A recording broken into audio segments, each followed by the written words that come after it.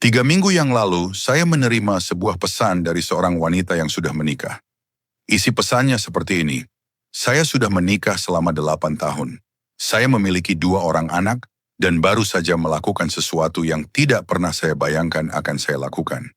Yang paling buruk, saya sama sekali tidak merasa menyesal. Tahukah Anda apa bagian yang paling mengganggu dari pesan itu? Bukan isi pesannya, melainkan kenyataan bahwa itu bukan satu-satunya.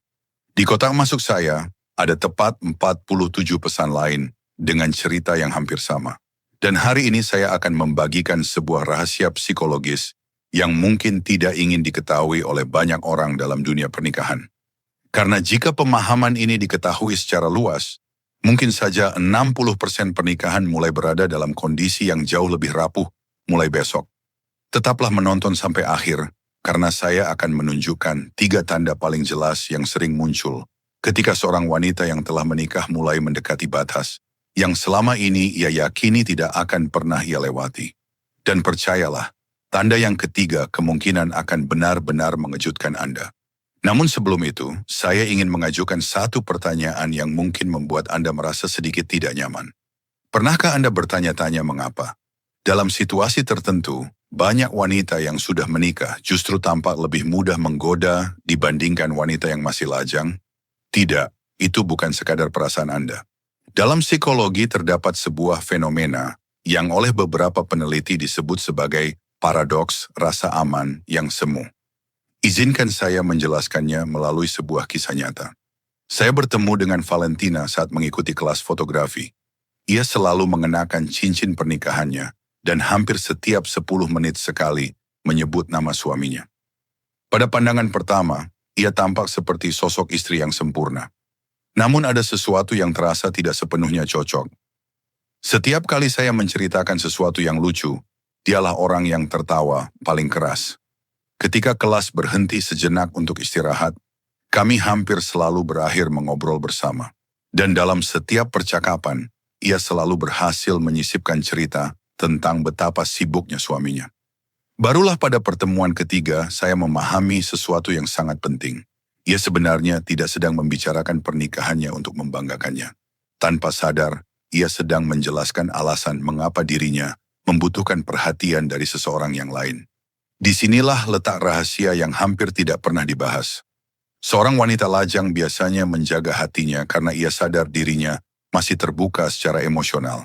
Sebaliknya, seorang wanita yang telah menikah sering merasa bahwa hatinya sudah memiliki pemilik. Karena itulah ia menurunkan pertahanannya. Dan justru di dalam rasa aman yang keliru itulah hal-hal yang tidak pernah ia bayangkan mulai terjadi. Ia berkata pada dirinya sendiri, "Aku hanya bersikap ramah, lagi pula aku sudah menikah. Tidak mungkin terjadi apa-apa."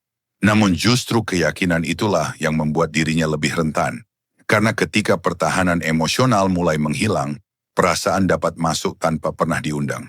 Sekarang kita masuk ke bagian yang paling penting. Setelah mempelajari ratusan kasus yang memiliki pola serupa, saya menemukan 3 alasan psikologis mengapa seorang wanita yang telah menikah justru bisa lebih mudah jatuh secara emosional dibandingkan wanita yang masih lajang.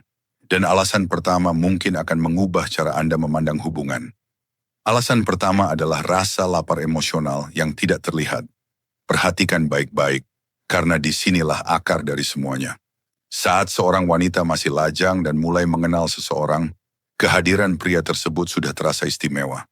Ada rasa penasaran, ada kegembiraan, ada ketidakpastian yang membuat hubungan terasa hidup. Namun setelah bertahun-tahun menjalani pernikahan, perlahan semuanya mulai berubah. Izinkan saya membagikan pengakuan Carolina, seorang wanita berusia 34 tahun yang telah menikah selama 9 tahun.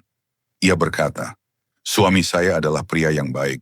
Ia bekerja, pulang ke rumah, makan malam, melihat ponselnya, lalu tidur.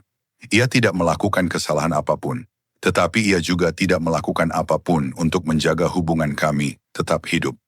Sudah 4 tahun sejak terakhir kali ia benar-benar bertanya bagaimana perasaan saya. Sudah 3 tahun sejak ia berhenti memandang saya seperti wanita yang masih menarik baginya. Dan 2 tahun yang lalu saya berhenti berharap."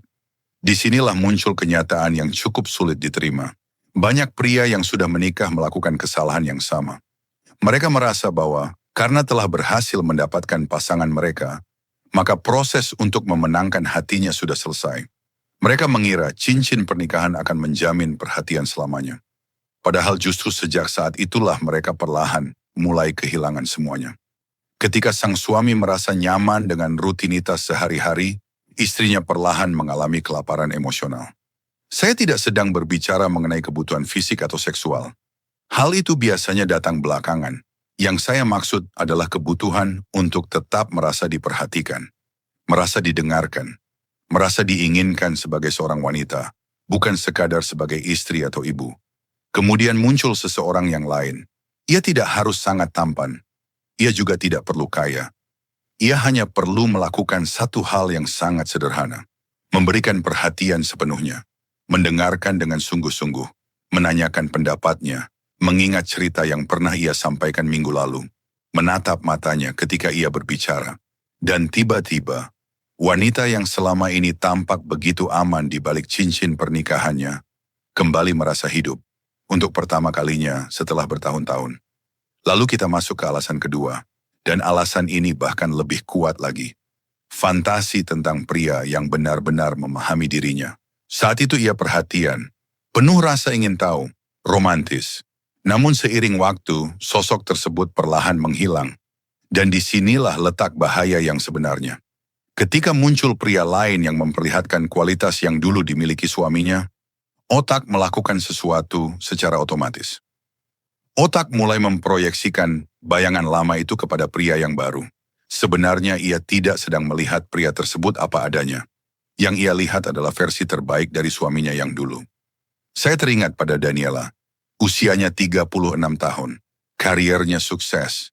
Suaminya seorang insinyur. Di atas kertas, kehidupan rumah tangganya tampak sempurna. Sampai akhirnya ia bertemu Javier di pusat kebugaran. Javier tidak lebih tampan daripada suaminya. Penghasilannya juga tidak lebih besar. Namun Javier selalu menanyakan bagaimana harinya. Ia sering merekomendasikan buku-buku menarik. Ia mengingat tujuan pribadi Daniela. Suatu hari Daniela mengatakan sesuatu yang tidak pernah saya lupakan. Awalnya saya mengira kami hanya berteman. Tetapi suatu hari saya menyadari bahwa saya lebih menantikan percakapan dengan Javier dibandingkan percakapan apapun dengan suami saya. Dan yang paling mengejutkan, saya sama sekali tidak merasa bersalah. Saya hanya merasa dimengerti. Apakah Anda melihat apa yang sebenarnya terjadi? Javier tidak menggunakan trik khusus. Ia tidak memakai teknik menggoda. Ia hanya menjadi sosok yang sudah lama berhenti diperankan oleh suami Daniela. Ia hadir secara emosional. Dan disitulah perangkap sesungguhnya. Ketika seorang wanita membangun ikatan emosional yang dalam dengan pria lain, batas antara benar dan salah perlahan mulai menjadi kabur. Namun tunggu dulu. Karena alasan ketiga adalah yang paling kontroversial. Dan jika Anda seorang wanita yang telah menikah dan sedang menonton video ini, mungkin Anda merasa saya sedang menggambarkan isi pikiran Anda sendiri. Alasan ketiga adalah izin bawah sadar yang lahir dari rasa berkorban. Inilah bagian yang paling gelap dan juga yang paling jarang dibahas. Banyak wanita yang telah menikah hidup dengan dialog batin seperti ini. Aku sudah mengorbankan segalanya demi keluarga. Aku meninggalkan impian. Tubuhku berubah, karierku tertunda.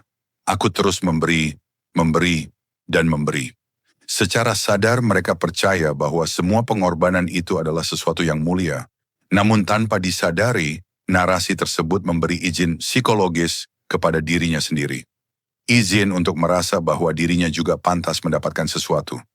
Sesuatu yang bukan untuk anak-anak, bukan untuk rumah, bukan untuk suami, melainkan sesuatu yang hanya menjadi miliknya sendiri. Seorang ibu berusia 41 tahun bernama Andrea pernah menulis kepada saya, selama 12 tahun saya menjadi istri yang sempurna. Saya berhenti bekerja demi membesarkan anak-anak. Berat badan saya bertambah 15 kilogram. Suami saya terus bepergian karena pekerjaannya, sementara saya memikul seluruh tanggung jawab rumah. Lalu suatu hari saya bertemu seseorang yang membuat saya merasa cantik kembali. Dan tahu apa pikiran pertama saya? Saya merasa bahwa saya pantas mendapatkannya. Setelah semua yang telah saya berikan, saya berhak merasakan perasaan itu lagi, meskipun hanya sebentar. Dalam psikologi, kondisi ini sering disebut sebagai pembenaran setelah fakta. Ia sebenarnya tidak pernah merencanakan perselingkuhan.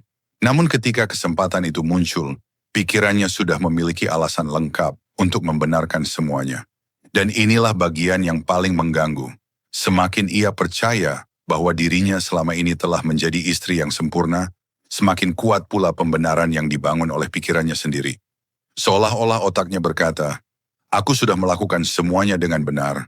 Aku mengikuti semua aturan. Aku sudah menjadi istri yang baik. Tetapi mengapa aku masih merasa kosong? Mungkin selama ini aturan itu memang tidak pernah berhasil. Mungkin kali ini aku boleh melanggarnya." Setelah mendengar semua ini, mungkin Anda mulai bertanya, bagaimana cara mengenali saat seorang wanita yang telah menikah sedang berada dalam fase paling rentan? Berikut 3 tanda yang sangat sering muncul. Tanda pertama, ia mulai menceritakan kekecewaan dalam pernikahannya kepada Anda, meskipun dibungkus dengan candaan. Misalnya ia berkata, "Suami saya benar-benar berantakan, hahaha. Tapi saya tetap sayang kok." Tawa itu hanyalah topeng, rasa kecewanya nyata. Ketika seorang wanita mulai melampiaskan isi hatinya kepada Anda mengenai hubungan rumah tangganya, meskipun hanya sedikit, sebenarnya ia sedang membuka pintu emosional. Seolah-olah ia berkata, "Ada retakan di sini, dan sekarang kamu bisa melihatnya." Tanda kedua, ia terus mencari alasan untuk berinteraksi dengan Anda. Mengirim pesan tanpa alasan yang jelas. Mengajukan pertanyaan yang sebenarnya bisa dijawab sendiri lewat internet. Mengajak bertemu dengan alasan yang tampak biasa. "Hei, aku mau mampir ke kedai kopi yang pernah kamu rekomendasikan. Mau ikut?" Sekilas terlihat spontan, padahal sebenarnya tidak. Ia sedang menciptakan ruang agar hubungan emosional itu terus berkembang. Dan tanda ketiga yang paling kuat dari semuanya. Ia mulai menceritakan kepada Anda hal-hal yang bahkan tidak pernah ia ceritakan kepada suaminya sendiri. Ketika ia berkata, "Aku belum pernah menceritakan ini kepada siapapun, bahkan kepada suamiku." Pada saat itu, posisi Anda sudah berubah. Anda bukan lagi sekadar kenalan. Anda telah menjadi tempat berlindung bagi emosinya. Dan hampir semua hubungan rahasia selalu dimulai dari tempat perlindungan emosional seperti itu.